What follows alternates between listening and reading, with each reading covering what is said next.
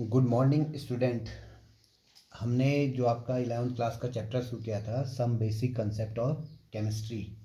तो इसमें हमने सबसे पहले इंट्रोडक्शन पढ़ा था, फिर हमने क्लासिफिकेशन ऑफ यूनिवर्स पढ़ा था, मैटर और एनर्जी करके। फिर उसके क्लासिफिकेशन को हमने पढ़ने के बाद अब जो उसका टॉपिक जो आगे आज टॉपिक आता है वो आता है मेजरमेंट एंड सिग्निफिकेंट फिगर्स। तो इसमें मेजरमेंट एंड सिग्निफिकेंट फिगर्स में सबसे पहले जो बात आती है वो आती है एसआई यूनिट की। देखो, इसको हमने समझना है क्या होता है ये एसआई यूनिट। ये क्या होता है?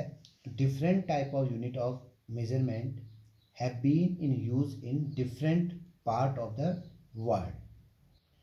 जैसे कहीं क्या होगा कि किलोग्राम यूज़ करते हैं वेट मास के लिए, कहीं हम पाउंड यूज़ करते हैं, है ना। जैसे कहीं क्या यूज़ करते हैं, किलोग्राम, केजी यूज़ करते हैं, और कहीं हम क्या यूज़ करते हैं, पाउंड्स।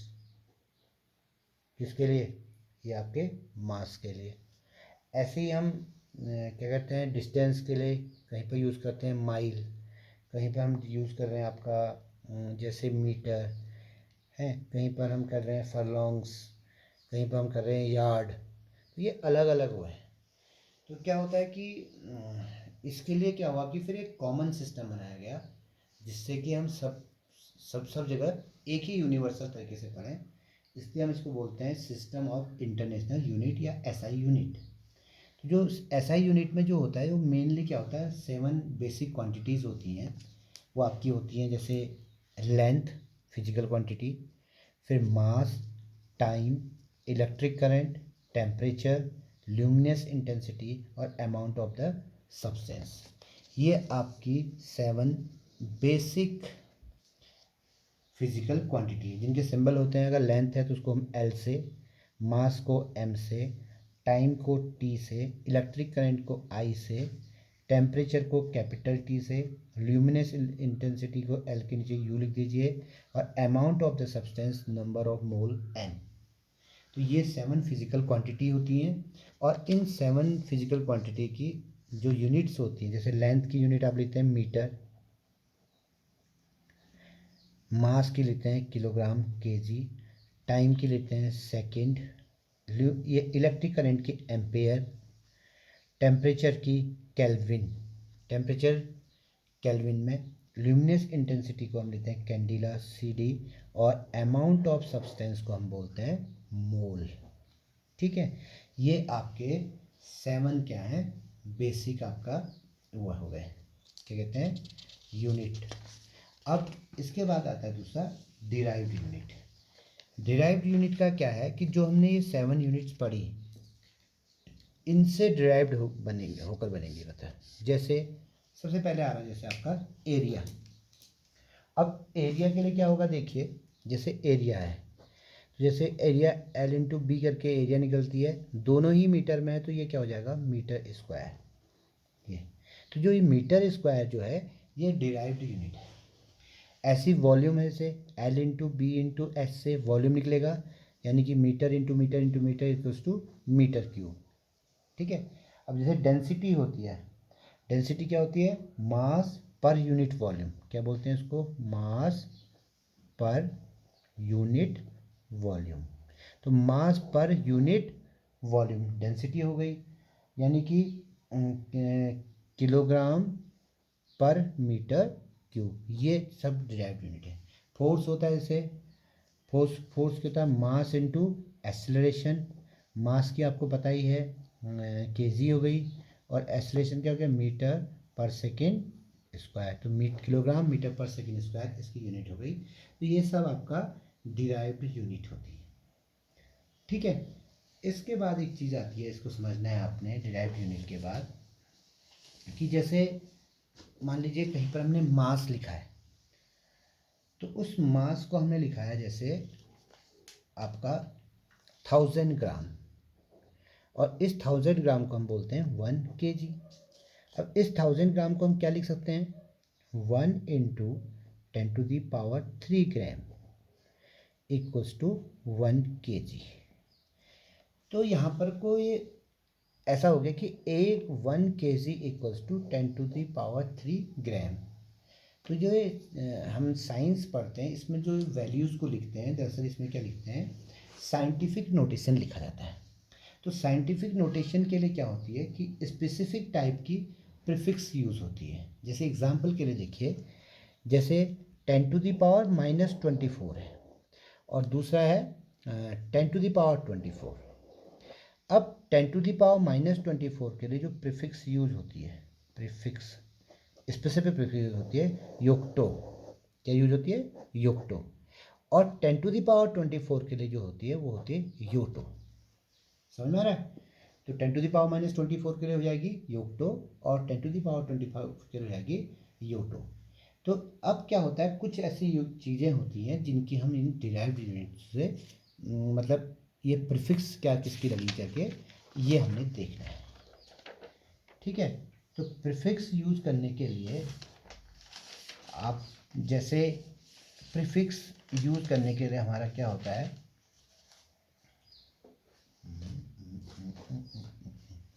हाँ, जैसे सबसे पहले आता है डेसी।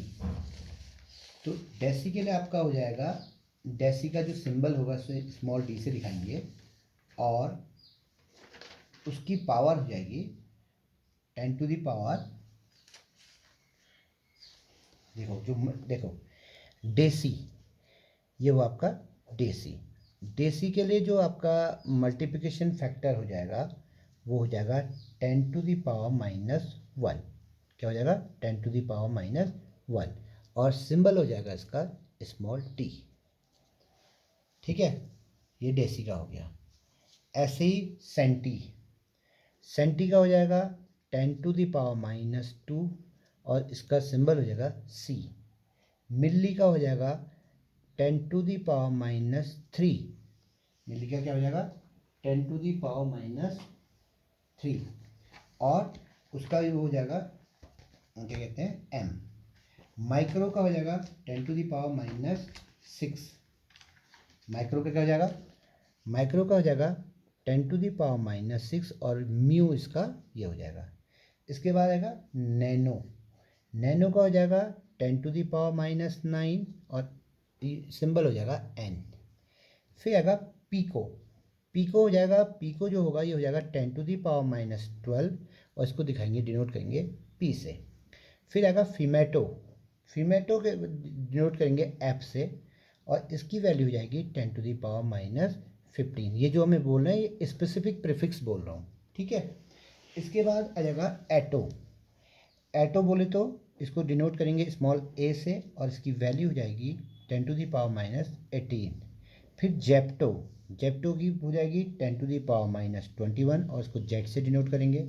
योक्टो अभी बताया था पहले भी 10⁻24 और इसको स्मॉल वाई से डिनोट करेंगे। इसके बाद आती है डेका। डेका को दिखाएंगे 10⁻1 से और D A small D A से दिखेंगे। फिर आता है हेक्टो। आपका हेक्टो को लिखेंगे 10⁻2 और इसको दिखाएंगे एच से। फिर किलो 10⁻3 इसको दिखाएंगे के से। मेगा 10⁻6 एम से। गीगा 10⁻9 जी से। फिर आएगा टेरा। टेरा होगा 10⁻12, 10⁻12 टेरा होगा, इसको दिखाएंगे टी से। फिर आएगा पीटा। पीटा होगा 10⁻15, इसे पी से डिनोट करेंगे। फिर आएगा एक्सा, इसे दिखाएंगे 10⁻18 से, ई से डिनोट करेंगे। फिर आएगा जीटा। जीटा होता है 10⁻21, इसको जेड से डिनोट करेंगे। फिर योटो। योटो आएगा 10⁻24, इसको कैपिटल वाई से डिनोट करेंगे। ठीक है, ये आपकी प्रीफिक्स यूज्ड होती हैं, जो ये हमने क्या पढ़ा, जो प्रीफिक्स यूज होती हैं विथ यूनिट्स। ठीक है, और ये इनका था मल्टीप्लिकेशन फैक्टर। ठीक है, इसके बाद आपको समझना है, एक होता है प्रिसिशन और एक होता है एक्यूरेसी। आपने इस टॉपिक को जो है अच्छे से समझना है। इसमें क्या होता है, जैसे हमारे पास जैसे मान लीजिए हम कहीं पर निशाना लगा रहे हैं, तो ऐसे समझिए, ये देखिए जैसे ये है, ठीक है, इस पे ये जो बीच का रेड वाला पार्ट है बुल्स आई, ठीक है, और ये डर्ट बोर्ड है। अब इस डर्ट बोर्ड में हम निशाना जब लगाएंगे तो पहले केस है, देखिए केस वन पे क्या है कि मान लीजिए मैंने जब मारे तो एक यहाँ लग गया, एक यहाँ जाके लग गया, एक इधर जाके लग गया, एक इधर जाके लग गया, ठीक है। फिर दूसरे केस पे देखिए, केस टू पे देखिए, केस टू पे ये जैसे डार्ट बोर्ड है आपका, ये इसका बुल्स आई हो गया, ठीक है, इस तरह से, और इधर लग गए कुछ, जैसे देखिए इधर पे ये सारे सारे निशाने मेरे।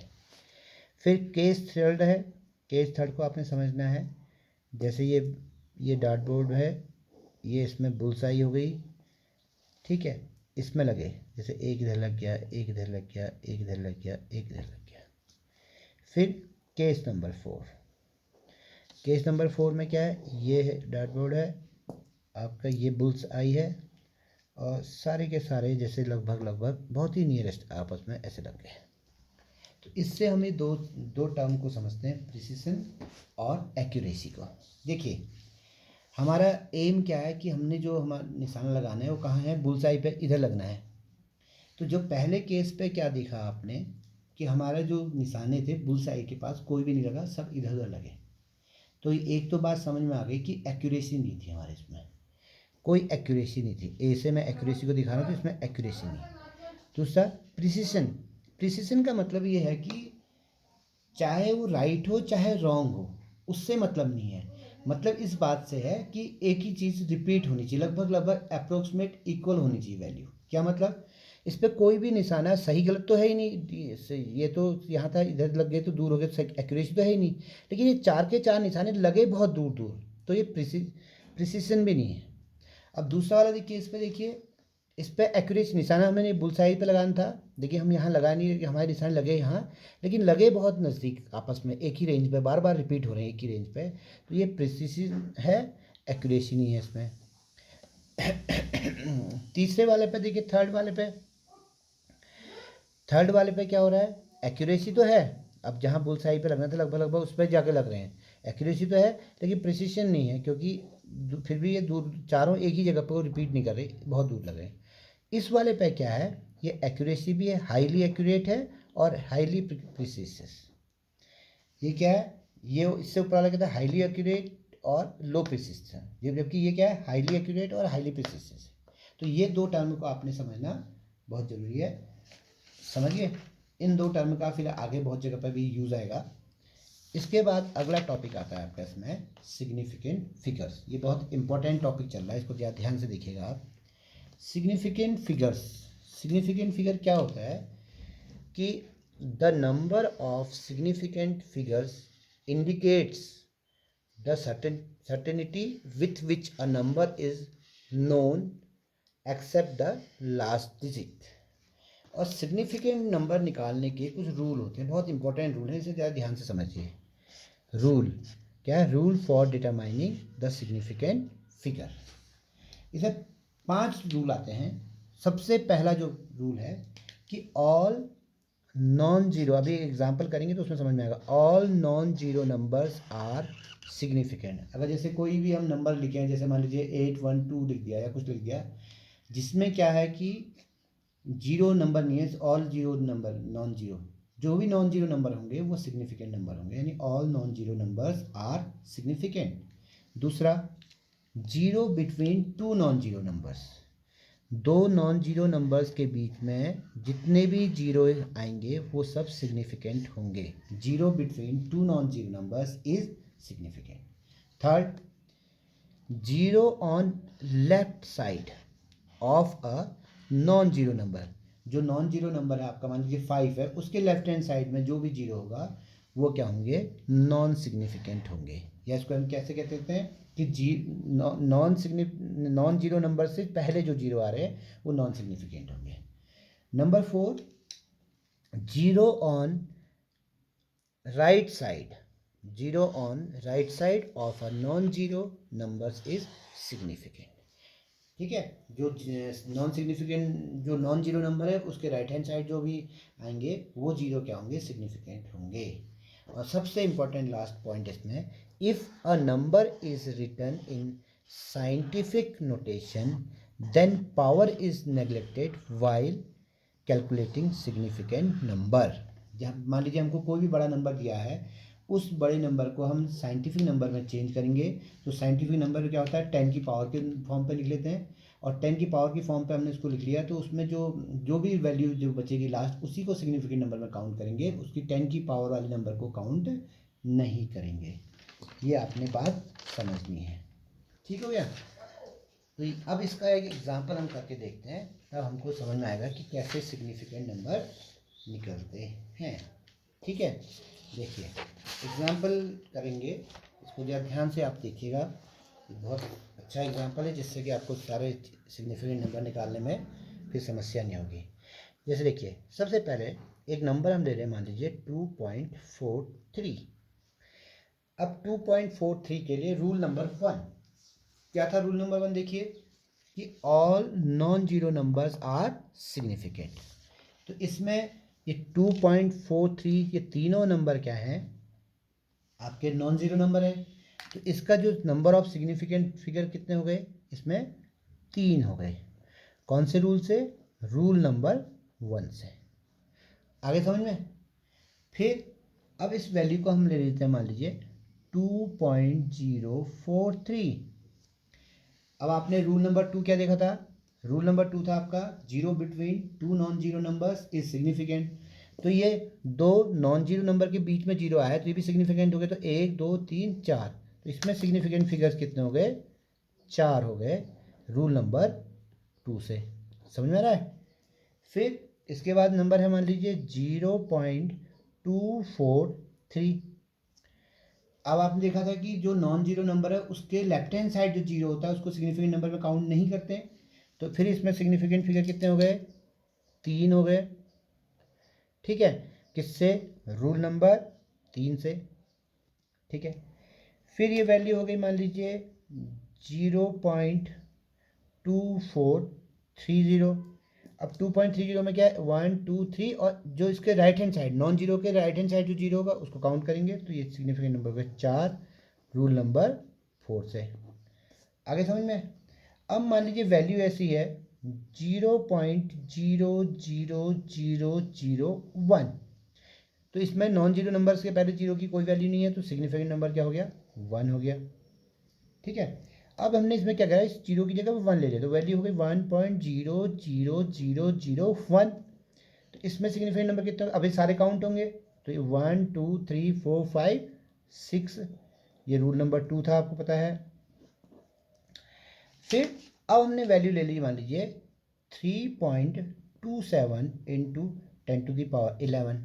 ये जो है देखिए, ये साइंटिफिक नंबर है, यानी कि 327 के पीछे इतने जीरो होंगे, ये साइंटिफिक नंबर है। तो इसमें 10 की वैल्यू को छोड़ देंगे, तो खाली इसमें देखेंगे 3.27 में, और 3.27 में सिग्निफिकेंट नंबर कितने हो गए? 3। ये था हमारा रूल नंबर 5। तो जो हमने सिग्निफिकेंट नंबर निकालने के जो पांचों रूल देखे थे, वो हमने आपको यहाँ पर को अप्लाई करके बता दिए। अब थोड़ा सा आपको देखना है, देखिए मान लीजिए कोई वैल्यू है 0.300, तो इसमें इसके पीछे की जीरो काउंट होगी 2, तो ये 3 सिग्निफिकेंट नंबर हो गया। ठीक है, अब मान लीजिए कोई नंबर है आपके पास, ये जरा यहाँ पर इंपॉर्टेंट है, इसको समझिएगा, 2500। अब 2500 जो ये नंबर है, इसके जो सिग्निफिकेंट नंबर हो सकते हैं, ध्यान दीजिए क्या कह रहा हूँ मैं बात को, इसके जो 2500 के जो सिग्निफिकेंट नंबर्स हो सकते हैं, वो 2 भी हो सकते हैं, 3 भी हो सकता है, और वो 4 भी हो सकता है।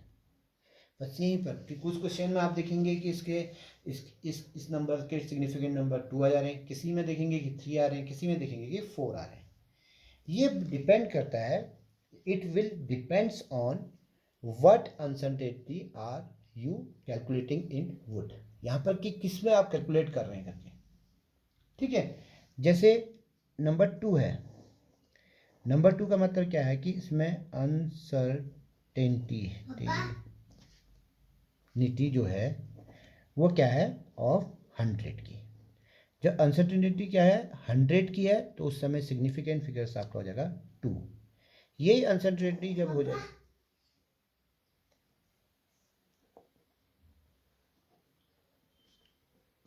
ये अनसर्टेनिटी जब हो जाएगी 10 की तो उसमें सिग्निफिकेंट फिगर हो जाएगा 3, और जब ये अनसर्टेनिटी जब हो जाएगी 1 की,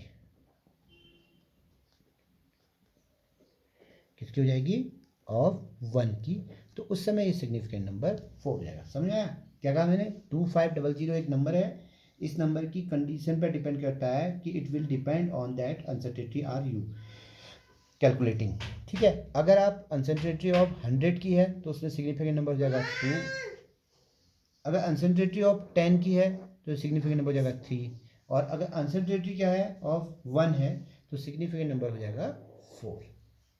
ठीक है, इसके बाद इसमें क्या होता है, कुछ फी एक्सेप्शन केस देखने में आते हैं। कुछ एक्सेप्शन केस क्या देखने में आता है, जैसे आपको जनरल जो फिक्स नंबर होता है, जैसे 1 2 3 4, मान लीजिए 99 100 1000, ये सब फिक्स नंबर है। तो इन फिक्स नंबर की जो सिग्निफिकेंट फिगर होती है वो होती है इन्फिनिटी, इसे बोलते हैं इनफाइनाइट सिग्निफिकेंट फिगर्स। क्यों? जैसे मान लीजिए 56 है एक नंबर, या 86 कोई नंबर है। अब 56 या 86 जो है, इसमें डेसिमल के बाद हम कितने भी जीरो लगा सकते हैं, ये लगा सकते हैं ना। और आपने क्या देखा था कि नॉन जीरो नंबर के राइट हैंड साइड जितने भी जीरो होते हैं उन्हें हम क्या करते हैं, किसमें काउंट करते हैं, सिग्निफिकेंट फिगर में काउंट करते हैं। इसलिए जो फिक्स नंबर होता है उस फिक्स नंबर की इनफाइनाइट सिग्निफिकेंट फिगर्स होती है। ठीक है, ये आपको समझ में आ गया होगा इनफाइनाइट सिग्निफिकेंट नंबर। तो ये आपका टॉपिक हो गया सिग्निफिकेंट फिगर का। इसके बाद जो अगला आता है सिग्निफिकेंट के बाद, अगला आपका जो टॉपिक आएगा वो आएगा राउंड ऑफ और scientific number. Rule of round of पढ़ना है हमने, साइंटिफिक नंबर। तो जो साइंटिफिक नंबर है और रूल ऑफ राउंड ऑफ है, इसको हम पढ़ेंगे अब अगले टॉपिक में। ठीक है, तो इसको आप ढंग से रिवीजन कीजिए इस टॉपिक को, और अच्छे से अपना होमवर्क करके भी भेजिए, और जहाँ पर आपको जो चीज़ समझ नहीं आ रही आप कॉल करके भी पूछ सकते हैं। ठीक है।